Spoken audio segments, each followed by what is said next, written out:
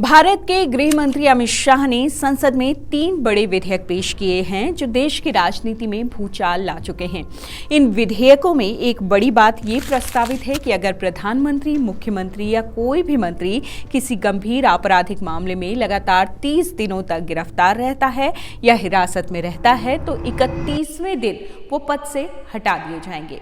इसे सरल शब्दों में हम आपको समझाते हैं। नमस्कार, मैं हूं आपके साथ रचना। आपको बताते हैं कि ये विधेयक क्या है, इसमें क्या कहा गया है और विरोध क्यों हो रहा है। सबसे पहले बताते हैं कि पेश किए गए ये 3 विधेयक कौन कौन से हैं। पहला है 130वां संविधान संशोधन बिल 2025, दूसरा है केंद्र शासित प्रदेश संशोधन बिल 2025 और तीसरा है जम्मू कश्मीर पुनर्गठन संशोधन बिल 2025। अब इन विधेयकों का उद्देश्य जो है वो पूरे भारत में दिल्ली से लेकर जम्मू और कश्मीर तक, यहाँ तक कि स्वयं प्रधानमंत्री के लिए भी निर्वाचित मंत्रियों के नियमों में बदलाव करना है। अब इस विधेयक में कहा क्या गया है उस पर बात करते हैं। इनमें सबसे महत्वपूर्ण विधेयक है 130वां संविधान संशोधन बिल 2025, जिसे लेकर खूब बवाल है। आपको बताते हैं कि इस पूरे प्रावधान में है क्या जो इसके विरोध में स्वर उठ रहे हैं। यदि प्रधानमंत्री सहित किसी मंत्री को 5 साल या उससे अधिक की जेल की सजा वाले किसी भी अपराध के लिए गिरफ्तार करके लगातार 30 दिनों तक हिरासत में रखा जाता है तो उन्हें 31वें दिन अपने पद से हटा दिया जाना चाहिए। यदि प्रधानमंत्री खुद ऐसा करते हैं तो उन्हें इस्तीफा देना होगा। यदि वे ऐसा नहीं करते तो स्वतः ही वो अपना पद खो देंगे। ये नियम जम्मू कश्मीर और केंद्र शासित प्रदेशों में भी लागू होगा। इन मामलों में राज्यपाल मुख्यमंत्री की सलाह पर किसी मंत्री को हटा सकते हैं।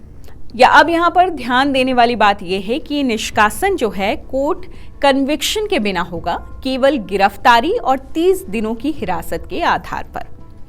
अब आते हैं कि 130वें संविधान संशोधन बिल की जरूरत पड़ी क्यों। सरकार ने जो तर्क इस विधेयक के पीछे दिया है उसके मुताबिक इस बिल का मकसद है सुशासन, जनता का विश्वास और संवैधानिक पदों की गरिमा बनाए रखना। इस विधेयक में तर्क दिया गया है कि यदि किसी मंत्री पर गंभीर आपराधिक आरोप लगे हैं और वो 30 दिनों से जेल में है तो उसे सत्ता में नहीं बने रहना चाहिए। तर्क, वे अपने पद का दुरुपयोग कर सकते हैं या जनता के विश्वास को ठेस पहुंचा सकते हैं। अब आपको बताते हैं कि वर्तमान में इसके लिए नियम क्या कहते हैं। वर्तमान में जन प्रतिनिधित्व अधिनियम 1951 के तहत निर्वाचित नेताओं को केवल तभी अयोग्य ठहराया जाता है जब उन्हें दोषी ठहराया जाता हो, आमतौर पर 2 साल या उससे अधिक समय के लिए। लेकिन ये नए विधेयक दोष सिद्धि के आधार पर नहीं बल्कि गिरफ्तारी के आधार पर इसे हटाने का सुझाव देते हैं। अब आते हैं हमारे अगले पॉइंट पर कि इसे लेकर विवाद क्यों है। इन विधेयकों के पेश होते ही संसद में राजनीतिक बवाल मच गया है। मैं विधेयक को पुनर्स्थापित करता हूं। माननीय सदस्य, विपक्ष ने कड़ी आपत्ति जाहिर की है। उनका कहना है कि केंद्र गैर बीजेपी नेताओं को गिरफ्तार करने और विपक्षी सरकार को अस्थिर करने के लिए ईडी या सीबीआई जैसी एजेंसियों का दुरुपयोग कर सकता है। कांग्रेस सांसद अभिषेक मनु सिंघवी ने इसे विपक्षी मुख्यमंत्रियों को चुनाव में हराए बिना हटाने का सबसे अच्छा तरीका बता डाला है। टीएमसी की महुआ मोइत्रा ने चेतावनी दी है कि नए विधेयक न्यायपालिका और संघीय व्यवस्था को दरकिनार कर सकते हैं, जिनमें केंद्र सरकार को बहुत अधिक शक्ति मिल जाएगी। AIMIM के अज़दुद्दीन ओवैसी ने कहा है कि ये संशोधन बुनियादी संवैधानिक सिद्धांतों का उल्लंघन करता है, जैसे संघवाद, उचित प्रक्रिया या शक्तियों का पृथक्करण।